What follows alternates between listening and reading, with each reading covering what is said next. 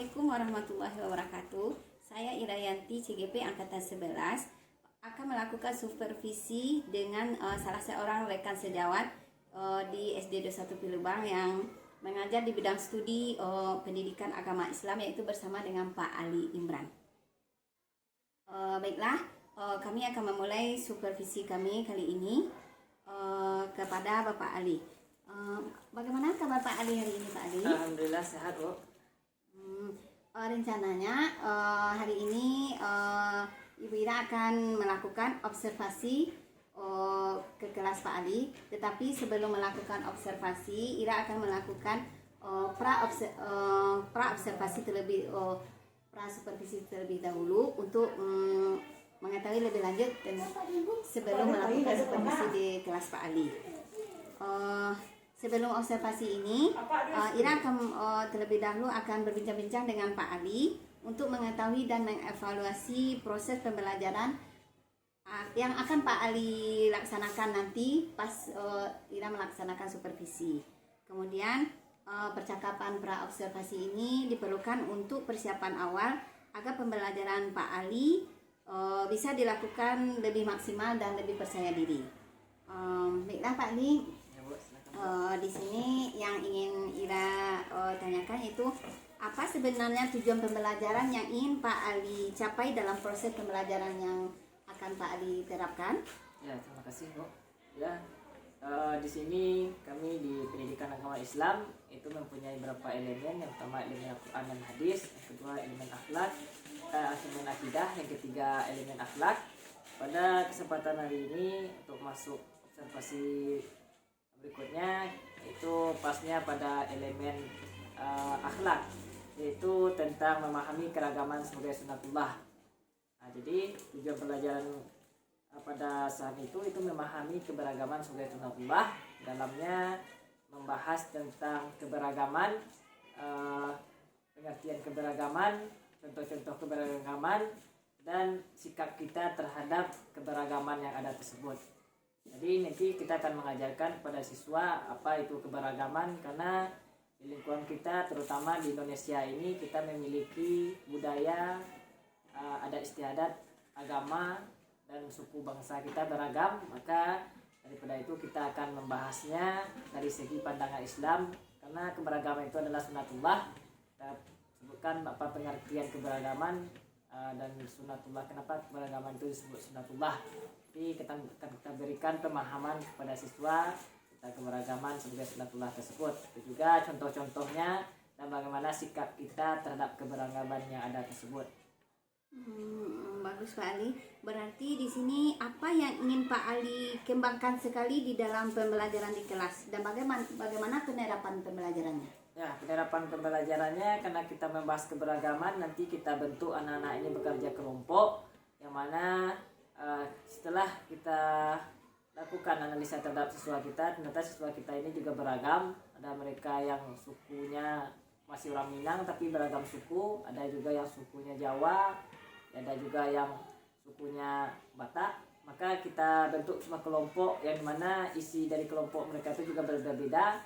Nanti kita kasih materi, nanti kita kasih juga pertanyaan-pertanyaan. Jadi mereka menjawab pertanyaan itu berkelompok. Itu juga tugas kelompoknya mereka akan tampilkan nanti, dan kita akan minta apa rasanya mereka bekerja kelompok dengan orang yang beragam tersebut.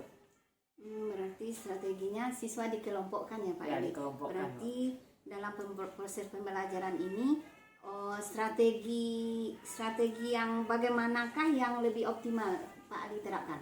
Ya, optimalnya yang pertama kita akan melakukan pembelajaran menggunakan media PowerPoint terlebih dahulu. Kita putarkan video yaitu keberagaman yang ada di lingkungan, keberagaman yang ada di Indonesia pada umumnya. Setelah itu kita akan kasih materi, kita jelaskan apa pengertian dari keberagaman, apa pengertian keberagaman sebagai sunatullah. Setelah siswa paham, nanti kita kasih blok-blok materi yang akan dibahas per kelompok, lalu mereka akan menampilkan per kelompok. Dan setiap kelompok yang aktif, misalnya jika kelompok satu dia aktif menjawab dan berikan pertanyaan, maka akan kasih poin per kelompok itu, dan poin itu akan berguna nantinya untuk mengisi poin individu juga. Sangat bagus sekali strategi yang Pak Ali terapkan. Bila Pak Ali, kapan rencana Pak Ali melakukan pembelajaran ini? Karena kapan saya bisa untuk masuk melaksanakan supervisi di kelas Pak Ali? Ya, untuk pembelajaran ini akan kita laksanakan pada hari Senin besok di kelas 4. Kelas 4. Oke Pak Ali, terima kasih Pak Ali. Mudah-mudahan kita bisa saling berkomunikasi nanti untuk lebih lanjutnya setelah melakukan supervisi di kelas Pak Ali. Pak Ali, terima kasih atas wawancaranya, dan kita ketemu lagi nanti di supervisi dan pasca observasi. Terima kasih ya Pak Ali. Sama-sama Ibu Ira, terima kasih juga. Nanti untuk pembelajaran yang lebih efektifnya lagi nantinya saya juga secara pribadi meminta masukan untuk perubahan, kemajuan mengajar saya dan kemajuan pendidikan yang ada di SD 1 Pilbang ini. Terima kasih kepada Ibu Ira telah melakukan supervisi terhadap saya. Sama-sama Pak Ali. Oke Pak Ali. Baiklah. Demikianlah percakapan yang telah saya lakukan, yaitu percakapan pra-observasi bersama rekan sejawat saya bersama Pak Ali, guru bidang studi pendidikan agama Islam di SDN 21 Pilubang. Assalamualaikum warahmatullahi wabarakatuh. Nah semuanya, duduk anak soleh. Siap. Anak soleh duduk siap. Tepuk sekali. Tepuk semangat.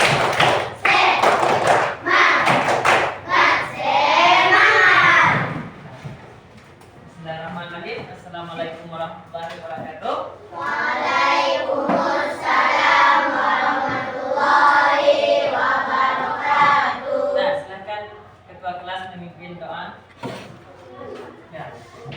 Di tempat duduk siap, berdoa mulai.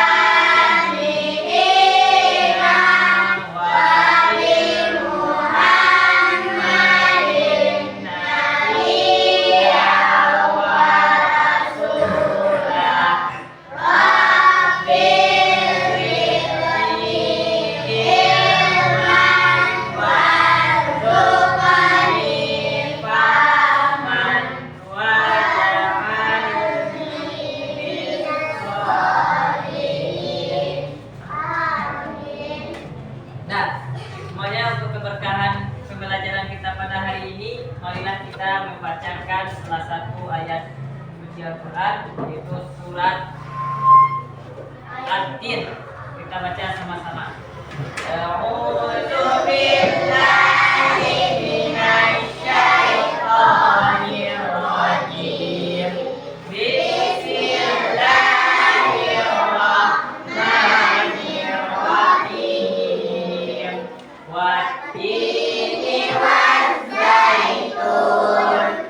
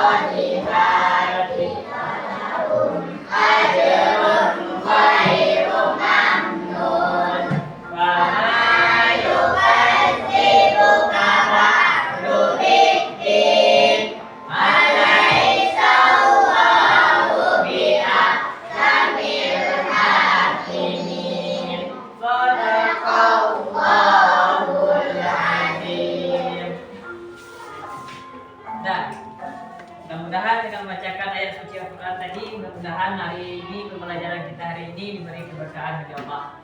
Nah, sebelumnya marilah kita membacakan salawat buat junjungan kita, yaitu Nabi besar Nabi Muhammad SAW. Semoga kita mendapatkan syafaat beliau. Sallallahu alaihi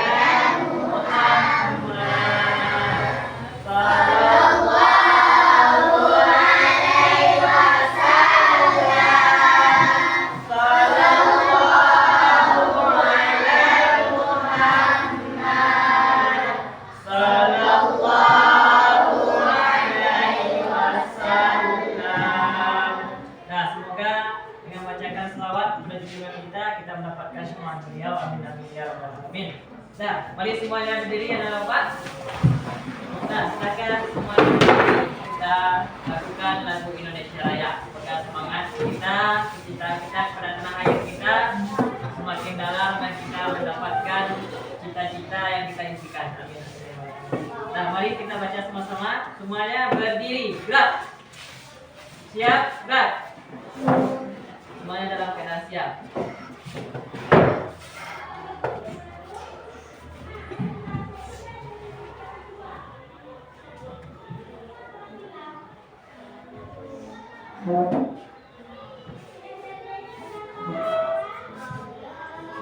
Ulang lagi.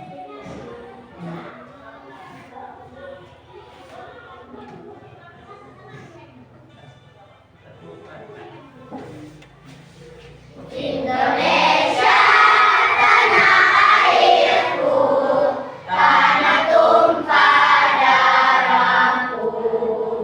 Di sanalah aku berdiri, jadi pandu ibuku.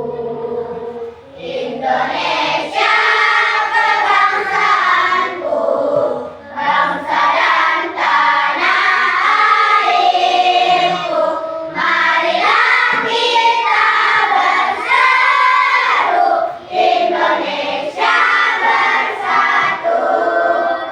Hiduplah tanahku, hiduplah negeriku, bangsaku, rakyatku semuanya. Bangunlah jiwanya, bangunlah badannya untuk Indonesia Raya. Indonesia Raya, merdeka, merdeka, tanahku, negeriku yang ku cinta. Indonesia Raya, merdeka, merdeka, hiduplah Indonesia Raya. Indonesia Raya, merdeka, merdeka, tanahku, negeriku yang ku cinta. Indonesia Raya, merdeka, merdeka, hiduplah Indonesia Raya. Silahkan duduk semuanya.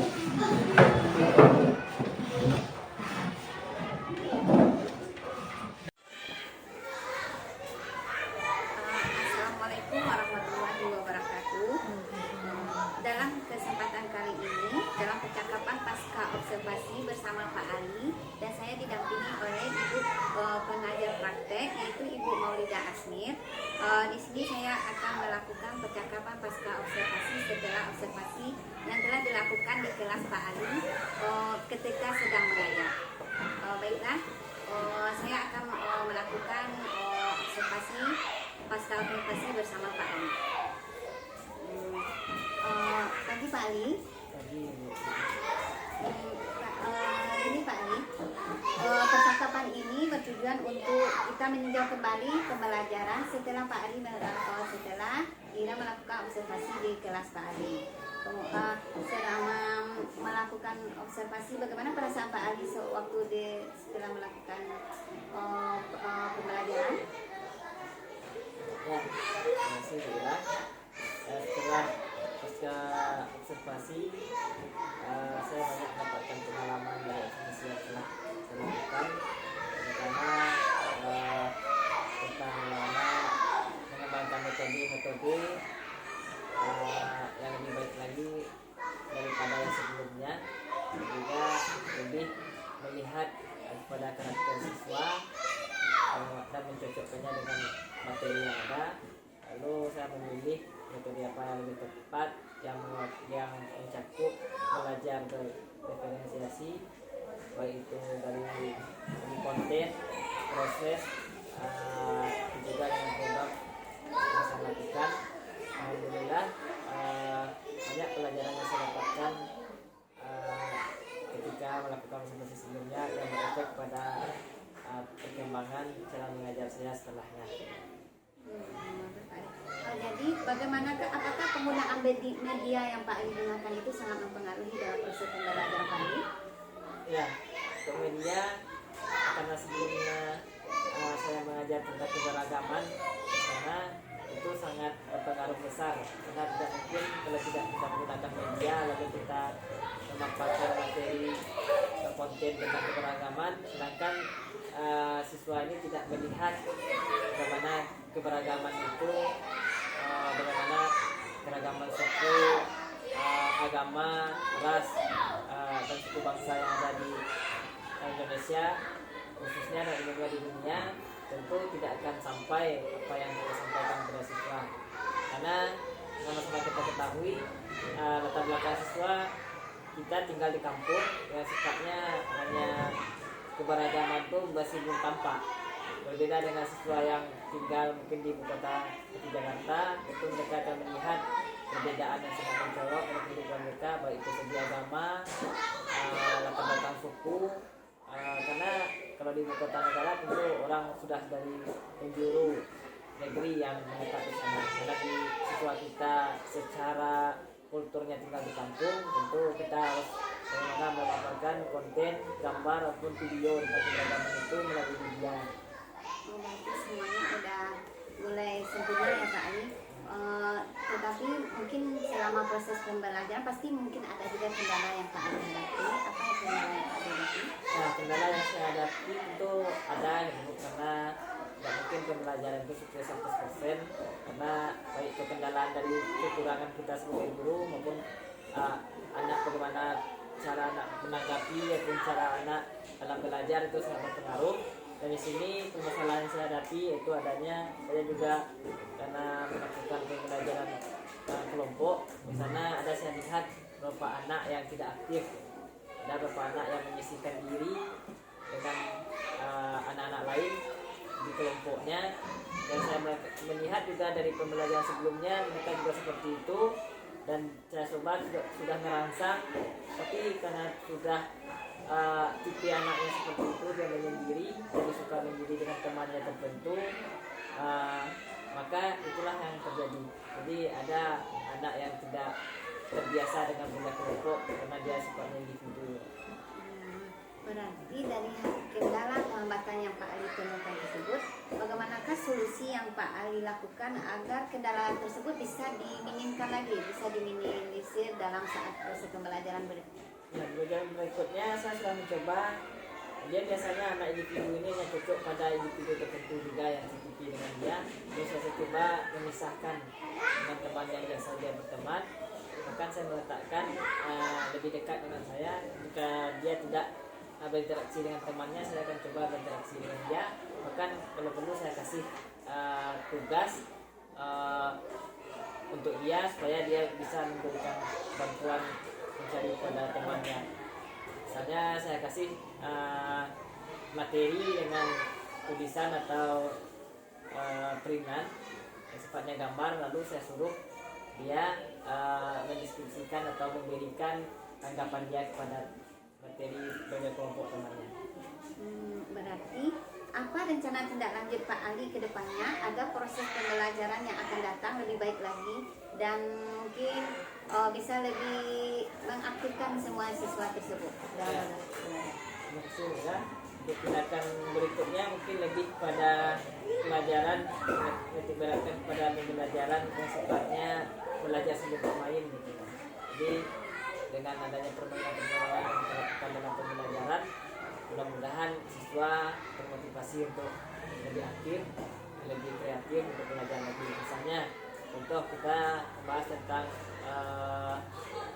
materi tentang kadar-kadar, misalnya kan kita membuatkan sebuah kelompok, lalu di sana kita suruh anak menempelkan kepada dinding, lalu anak mencarikan contoh-contoh mana kadar dan mana yang kadar masing-masing kelompoknya, lalu dia mengomentari masing-masing kelompok ke depan.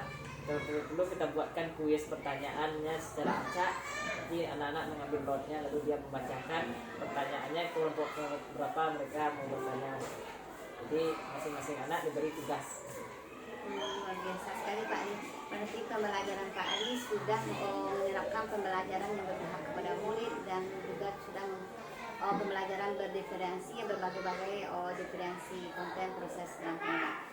Baiklah Pak Ali, terima kasih Pak Ali. Mungkin itu pertanyaan yang dapat saya jawab setelah kita melakukan observasi di kelas Pak Ali. Dan baiklah untuk selanjutnya kami meminta masukan kepada ibu pembimbing kami, ibu pengajar praktek, kepada ibu Maulidah Asmia yang telah hadir dalam pasca observasi ini. Kami minta masukan kepada ibu. Ya, terima kasih Bu Ira, Pak Ali ya. Saya pikir ini pasca sudah berjalan baik ya, karena di sini tadi ada 8 kriteria dan di dalam kriteria tersebut sudah tercakup semuanya. Alhamdulillah kegiatan kita pada hari ini berjalan dengan baik dan lancar, dan mudah-mudahan nanti Bu Ira bisa lebih berbagi lagi dengan rekan sejawat sehingga pembelajaran yang berpihak pada murid bisa terlaksana dengan baik. Terima kasih Bu. Terima kasih Pak Ali dan terima kasih kepada Ibu yang telah hadir dalam percakapan pasca observasi ini. Demikianlah percakapan pasca observasi setelah observasi yang saya lakukan di kelas 4 terhadap Bapak Ali Imran, guru pendidikan agama Islam di SD 1 Kubang. Kemudian kami juga mengucapkan terima kasih kepada Ibu yang telah memberikan masukan juga. Baiklah, sekian, terima kasih. Assalamualaikum warahmatullahi wabarakatuh. Waalaikumsalam.